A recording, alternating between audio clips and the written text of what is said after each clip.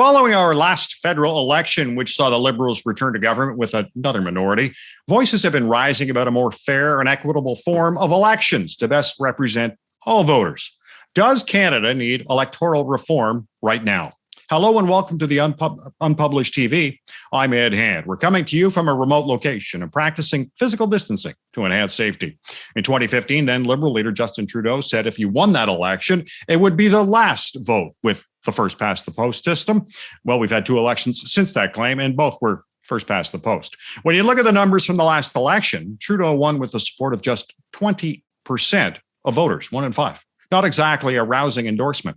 In Europe, New Zealand, Australia, they have various forms of electoral reform, whether proportional representation or ranked ballots. Our Unpublished.vote question asked you, do you support electoral reform in Canada?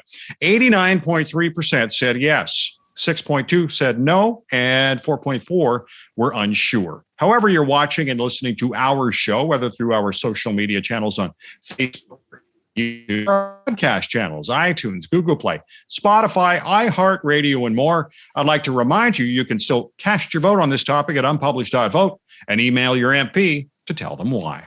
Now, joining us to discuss the issue of electoral reform, I'm pleased to be joined by Duff Conacher, co-founder of Democracy Watch. Katrina Miller is the program director of the Broadbent Institute. Rael Laverne is with Fair Vote Canada. And Carl Narenberg is the parliamentary correspondent with Rabble.ca. And I thank all four of you for joining us to talk about electoral reform. And we'll start off with you, Katrina. Does our electoral system need reform, or is it just the smaller parties that are calling for it? Well, I think that when we look at the engagement of voters, we can see over the last 30 years that our turnouts are getting lower and lower. And we're also seeing a greater prevalence of minority governments. We're seeing a greater prevalence of governments that are in false majorities when they are in majority. And all of this shows that there's a disengagement in our electoral system that is actually very dangerous to democracy. When we look at other countries that have put forward electoral reform in the form of proportional representation, what they experience is higher engagement levels and, frankly, better democratic representation of the public. Rael, how is proportional representation more democratic? Well, more democratic, you have to understand how votes translate into seats under proportional representation. I like to think of, as an example, you bring 10 different ridings together, and then if 20% of the votes in that 10-member district go to Party X, then Party X will get 2 seats. And what that means is that if you're voting for a losing candidate in your district now, or if your vote isn't needed in that district, under proportional representation, that vote would transfer to somebody else to make sure that somebody from the party that you support gets elected. So what you end up with in this fictitious example of a 10-member district is that about 90% of the votes will actually help to elect somebody of your choice, whereas right now it's less than 50%. Now, just to follow up on that, you have 2 votes, and while one person is a candidate in the election, the second person is appointed by the party, is it not? You're thinking of the mixed member proportional system. My Okay. example doesn't specify how you would elect the members. In my model, in the image that I have in my mind right now, you're actually electing 10 nominated candidates from different parties, and you get to choose which of the candidates you want to vote for. Duff, how can electoral reform increase local accountability? Well, many different systems of electoral reform would mean that essentially members that are elected would have to be trying to win the support of more voters on a local level than they need now in order to win.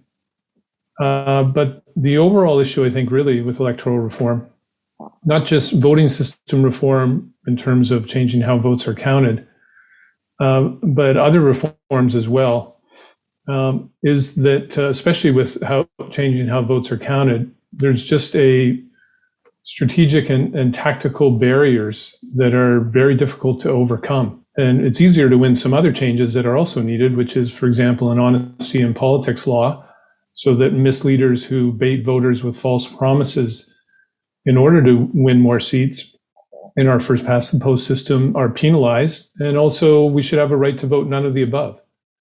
But in terms of changing the way votes are counted, in terms of the number of seats that each party gets, there are some serious barriers that are really difficult to overcome in our current Canadian context, especially at the federal level. And what are those barriers? Well, the main thing is that people are worried about small parties that are on the fringe getting power in Parliament that would be undue power. And so things like, in the current Canadian context, the People's Party of Canada, who has a leader who is, I think, the most Trumpian party leader in Canada, more Trump-like than even Jason Kenney or Doug Ford, is worrying to people who would see, well, that party, the People's Party of Canada, got 5% of the vote. They would get seats in the House under most systems that people are suggesting, that even if you have a threshold of 3 to 5%, they had 5% of the vote, they would get seats.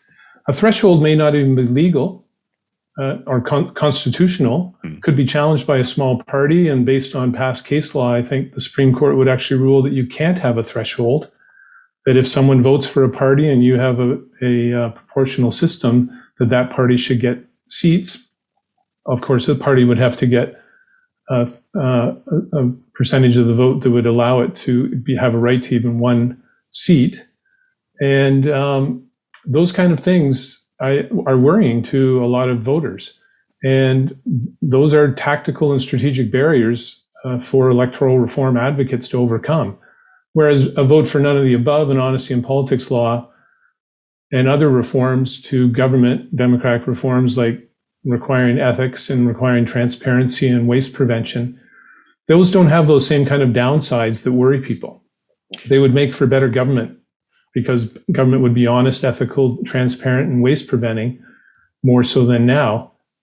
The issue of making it more representative brings up these issues that are difficult to overcome because of the worries of people. And I know you can point to other countries and say, well, these problems could be solved with thresholds and things like that. But again, a threshold of winning seats in Parliament by getting a certain percentage of the vote may not actually be constitutional in Canada.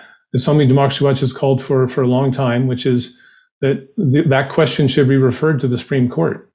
Would a percentage threshold under a proportional system be constitutional before the change is made, so that we know what we're getting into in terms of the kind of parties that could be represented in the House? You know, Katrina, the People's Party of Canada seems to be almost the boogeyman when it comes to PR or even ranked ballots when people are talking about electoral reform. But on the other side of the coin, if they obviously get the votes, on, you know, despite their platform, et cetera, is that not still democracy?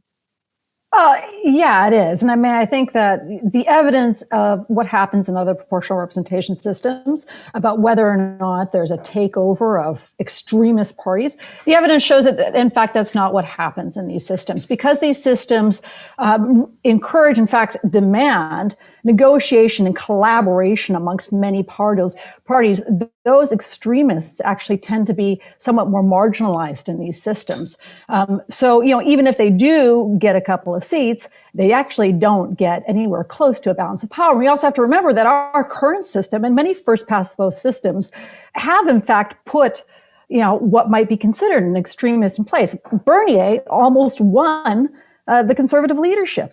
Trump just spent 4 years in office as president of the United States. So our first past the post system doesn't do a very good job of keeping extremists out of office. And a proportional representation system would, in fact, demand collaboration and coalition style governments amongst the politicians that are put into office. No, at the and just to clarify it, if I could say, sure. Democracy Watch supports these changes as part of the equal vote count coalition. I'm just talking about strategic and tactical barriers that are there. They are difficult to overcome because of these worries and the difficulty of educating enough people about how these worries are not justified. They are just serious barriers as a result in Canada and in the Canadian current Canadian context, especially at the federal level. Hop in there, Rael. Yeah, well, first of all, the issue of thresholds is one that we debate a lot in Fair Vote Canada. Personally, I'm not in favor of it. But the reason I'm not in favor of it is that all of the regional systems that have been proposed for Canada, whether it's mixed member proportional or STV, they've got natural thresholds at the regional level, which are absolutely sufficient to keep extremist parties from winning large shares of the seat while allowing them a certain number of seats, which I think is totally democratic. So it's kind of a good compromise, I think, to do it that way. The other thing I would point out, I agree with Duff that getting proportional representation is a huge challenge. I mean, we've been at it for 100 years. We still don't have it. But I wouldn't say that the fear of extremist parties, despite the fact that this is the argument put forward by the Liberals currently federally, that's the major issue. The major issue is the huge conflict of interest that politicians are in when they're elected under one system and then you ask them to change the system. So you need to find a way to get around that conflict, which is why I would advocate, Fair Vote Canada advocates, a citizens' assembly that politicians commit in advance to respect the results of what the assembly would have to say. Now, Carl, you had a very interesting column not long ago regarding electoral reform and how it exposes regional divides. It seems that we have even bigger divides right now after that last election. So the strongest argument I think I would make for the mainstream large parties is that they have an interest. The Liberals and Conservatives both actually have an interest in changing our electoral system. So the argument about fairness to the smaller parties isn't going to really influence Liberals and Conservatives, the two big parties that have always had all power federally in Canada. But the argument that all their efforts in regions where they do very poorly are go for naught or just a total waste would be rewarded under a somewhat modified system could help. The fact is that the Liberals got in Alberta and Saskatchewan combined, they got 2 seats out of the total number of seats in those two provinces. And in the Greater Toronto area, which has something like 54 seats, the Conservatives got 5 seats. And the Liberals got all the other seats, 90% of the seats. The Conservatives got something like a third of the votes there.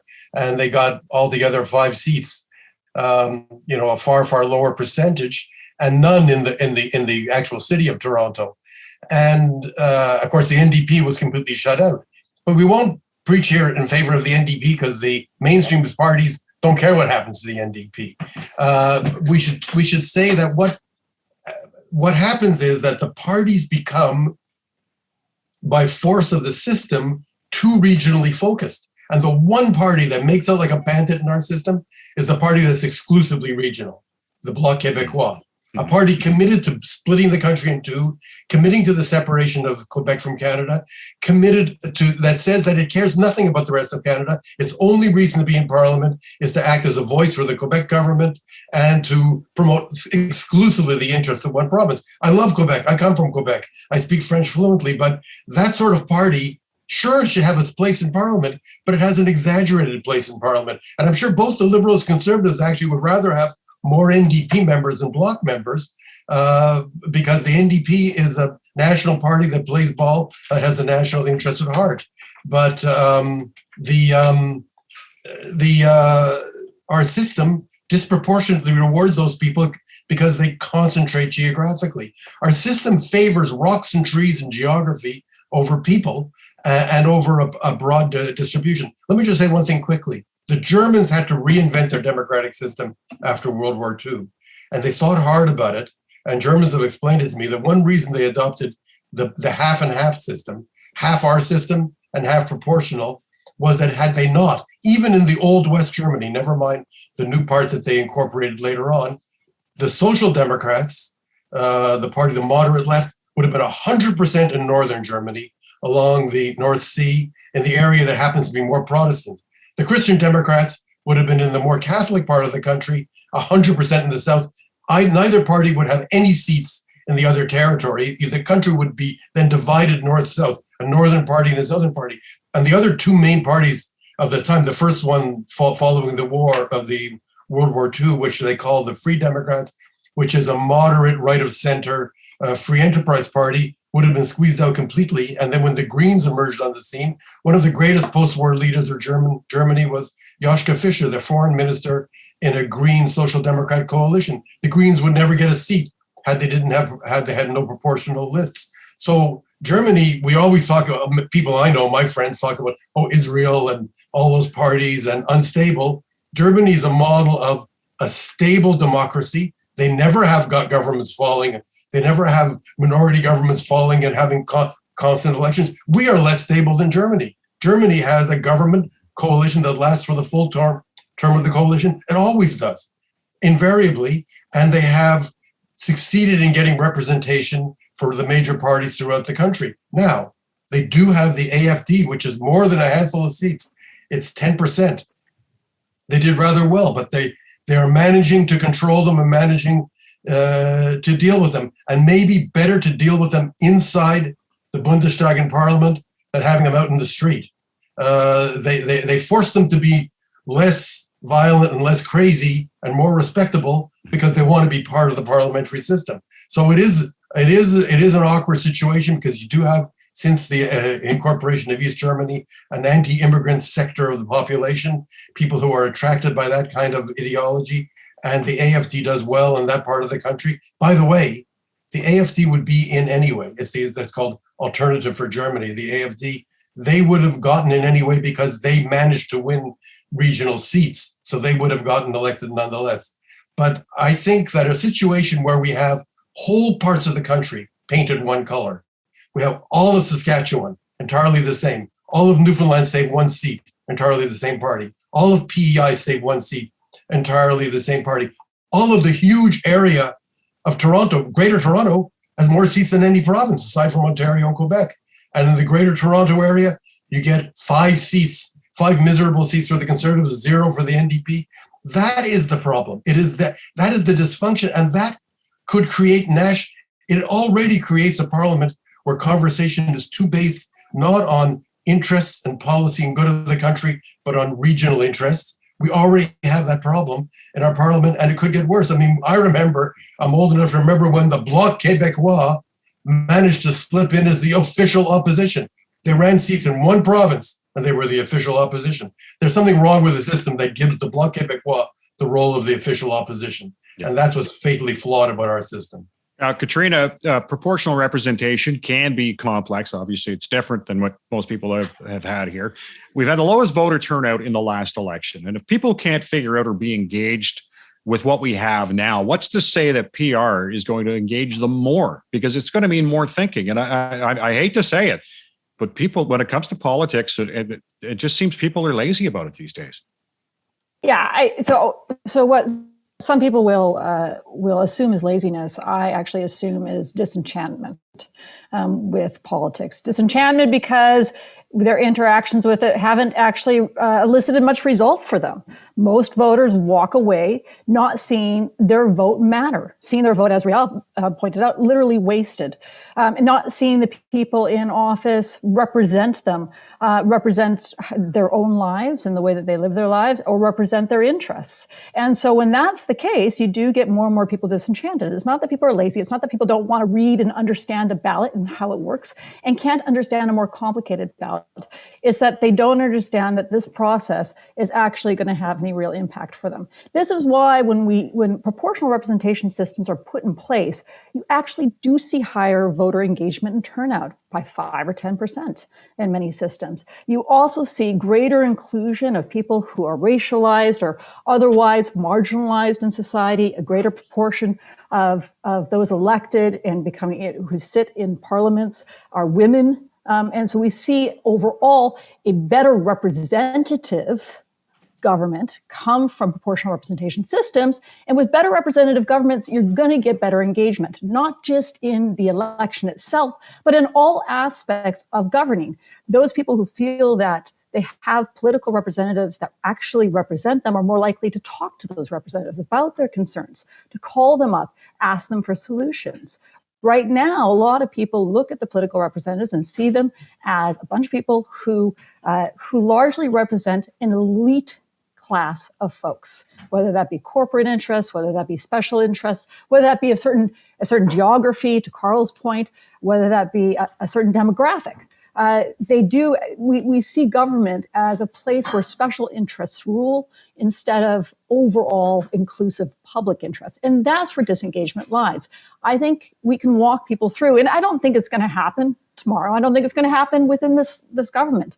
But I think we can walk people through a conversation that talks about how we get deeper engagement with better representation through an electoral reform. Maybe it ends with proportional representation straight. Maybe it ends with a mixed member system like Germany has.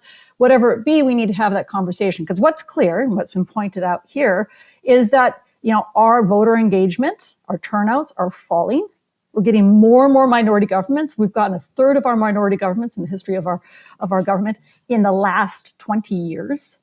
And we're getting greater and greater skewing between the popular vote and who's sitting in Parliament. And so all of that leads people to this ongoing conversation about what we're going to do in order to solve our democratic deficit right now. What are we going to, and we talk about the fact that we've had referendums, in BC, in Quebec, in Nova Scotia, and PEI. We've had these referendums and they've all failed, but yet the topic of conversation remains. And there's a growing number of people, and I think it's the younger electorate and the younger people involved in their political parties who are actually driving that conversation. So I think we'll see the conversation continue to trend and grow, and maybe see a final change a decade from now when they finally take power. Duff, in terms of engagement with voters, and obviously we can look at the previous results of the election and how bad it has been. I'm wondering about mandatory voting or compulsory voting, and perhaps that creates more engagement. No, I don't think we should go there, or internet voting as some have proposed. There's a consensus among computer experts that internet voting is very dangerous because only a few people can verify the voting results, and as opposed to their current system of paper ballots where any scrutineer in any polling station can verify whether the ballot was cast for one candidate or party or another. Mandatory voting, if you don't allow voting none of the above, I'll be the first to file a charter challenge against that, because forcing me to vote and give legitimacy to any party or candidate, if I don't think any of them are legitimate, is a violation of charter voting rights. We can do these other changes. An honesty in politics law, where people can't make false promises to bait voters to vote for them, and voting none of the above, and changing the voting system to something that is more proportional, which the Interparliamentary Union, which is an association of parliaments from across the world, says is the best system, and Canada belongs to that association. Those would all increase voter turnout back to the 75 to 80% levels we saw in the 80s and 90s. And I don't think there would be any case for mandatory voting after you make those changes. Voting system reform won't make government more honest, ethical, or transparent, or waste preventing. There's no evidence of that from any other jurisdiction, but it will make it more representative. And that's why we need these reforms. We also need all those other reforms, because those are also major reasons for people turning off politics, because they are baited with a false promise to vote for a party, don't get what they want, even when their party wins, and then watch big business doing secret deals behind closed doors with politicians again and again, and lobbyists and party insiders getting favors and money flowing to them. And that's why you need transparency, ethics, and honesty reforms, along with voting system reform and also waste prevention reforms. So hopefully we will move forward with something, but another tactical barrier is ranked ballot. And we just saw the Liberal leader in Ontario, Stephen Del Duca, say he'll make electoral reform a priority, will resign if he doesn't keep his promise.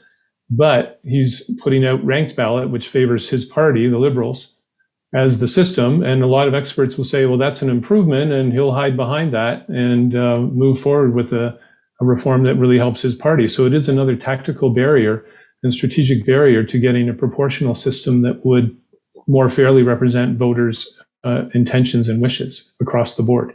The honesty in politics law, I think we might not have any any more politicians left if we brought something in like that, but it would be certainly interesting. In terms of the ranked ballots, and obviously Prime Minister Trudeau has come out in favor of that, Rael, and Duff pointed out that it favors the Liberals. How is that? How does it favor them? Well, it's because of the way that votes are counted and the way preferences are taken into account. If Conservatives' second choice is Liberals and NDP's second choice is Liberals, then that tends to favor the Liberals in terms of electing more people.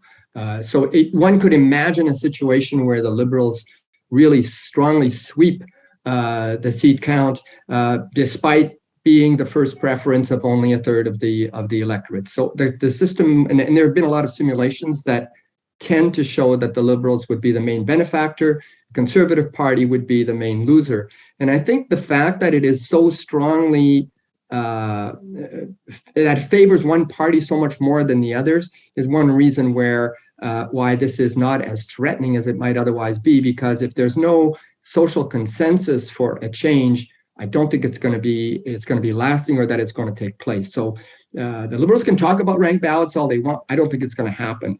Trudeau himself has recognized that. He said, I'm not going to touch it because it would be seen as a Liberal plot. If I can go ahead, Carl. I just wanted to leap in on a point, go back to what Katrina had mentioned. She said, we've had more minority governments recently than we had in the past as voter engagement has declined. I'm not sure they're connected, but I would want to say that that's an odd thing to say in a funny way, because another voting system, not ranked ballot, but anything that is partly or more consistently proportional, would inevitably not lead to majority governments. I mean, New Zealand is an example of a country that has switched to a proportional system because their government, their Labour government, did what Duff is arguing against. They broke their promise. In fact, it's not so much they didn't implement what they promised, they implement something completely off their program. They brought in an austerity program that they never mentioned. After that, the people of New Zealand said, we're not going to give a government a majority. Then they can run on one platform, and then they can implement a completely different platform. So they changed their system because they did not want majority governments. But I would argue that one reason that to get electoral reform, you've got to get the people in the larger parties, the politicians in the larger parties, the operators in the larger parties, and the people who vote for the larger parties traditionally and support them, to see their interest in it. Again, to go back to the exaggerated support for regional parties, we have that example with the Bloc Québécois. One reason why we consistently have minority governments is that we already always had the NDP as a third party, or traditionally the CCF, then the NDP, and we used to have Social Credit occasionally and others. But now we seem to be getting this block of seats for the Bloc in Quebec, which takes them off the table, which raises the bar for getting enough seats to a majority much higher. If you're going to take 30 seats in Quebec off the table, then you're going to have to get a much higher proportion of the remaining seats to get past 50% plus one. And again, that's an argument. We're seeing the beginnings of regionally based parties in the West as well. Our system creates a great opportunity if you want to be a regional party, a regionally based voice, if you want to not even bother to run throughout the country, and you want to operate that way and represent tendencies that split the country apart and create national disunity. Our system is the best system for you. The first past the post system is the one that's going to give you the most bang for your buck. And I think this is the argument that we have to play strongly for people. I go back to the years of Pierre Trudeau's father. Interestingly enough, in the Liberals in those days, there was one election they were shut out completely. They had one seat in Manitoba. That was our entire Western. They had a majority government with one seat in Manitoba somehow. But it was very awkward. They had to name senators to the cabinet to get Western representation, as the Conservatives once did for Quebec. Again, I mean, the Liberals at that time had something like 25% of the vote in Western Canada in one seat. They didn't care at the time. It didn't bother them. But as time goes on, it erodes a sense that we have a parliament that is really considering the country as a whole and is looking at issues on the basis of huge crises, of climate change, of social inequality, of the plight of precarious workers, of Indigenous reconciliation, of economic productivity and growth. Rather, it's everybody looking at it from their parochial regional interest rather than from the point of view of how do we deal with the huge challenges for the whole country. And that is the challenge, I think, for those who advocate electoral reform, is to make it an essential project for the country as a whole, not a project to give the NDP more seats or to get the People's Party of Canada seats in Parliament. The Liberals, Conservatives couldn't give a hoot about that, but they do. Enough of them in those parties do give a hoot about having a coherent national politics. Katrina, I'm wondering if part of the problem is and I read this, an interesting article from David Moscrop, that our parliamentary system is built for two parties and not five. Does that have any validation for you? I think it does. I mean, in fact, it allows me to clarify Carl's question around the minority parliaments issue. You know, we have had 4 minority parliaments in the last 20 years out of 12 throughout our whole, time as a confederation. And I think that what's interesting about that is, it makes us question whether or not we need a majority for stable government, because clearly we don't. We've been able to make some really important decisions with minority government. We aren't situated structurally to make minority parliaments or coalition governments work because of our first past post system. We still see a lot of divisiveness in these parliaments. You see a lot of unwillingness. You don't see good structures to have parties work together and to come upon mandates together. Certainly they work together in committees, but to actually form mandates together for government. And I think that, we're seeing our system go towards wanting to have more parties represented in Parliament, but without a structure in our electoral system and our structure in our parliamentary system to actually make the best use of that, to make sure that the conversations and the decisions that are made in that government, in that system, reflect what people want. So yeah, we're in a system that works really, really well when you have 2 parties. Not so great if you have 4, 5, 6 parties and all of them starting to gain vote shares that really are of a level where they should have seats in Parliament. Well, folks, that's a great discussion on electoral reform. We're out of time, but excellent discussion. I want to thank our guest today on Unpublished TV, Duff Conacher. He's the co-founder of Democracy Watch. Katrina Miller is the program director at the Broadband Institute. Rael Laverne is with Fair Vote Canada. And Carl Narenberg is the parliamentary correspondent with Rabble.ca. Coming up on the next Unpublished TV, is it time for the federal government to pull the plug on the Canada Recovery Benefit? Thanks for watching Unpublished TV. Stay safe. I'm Ed Hand.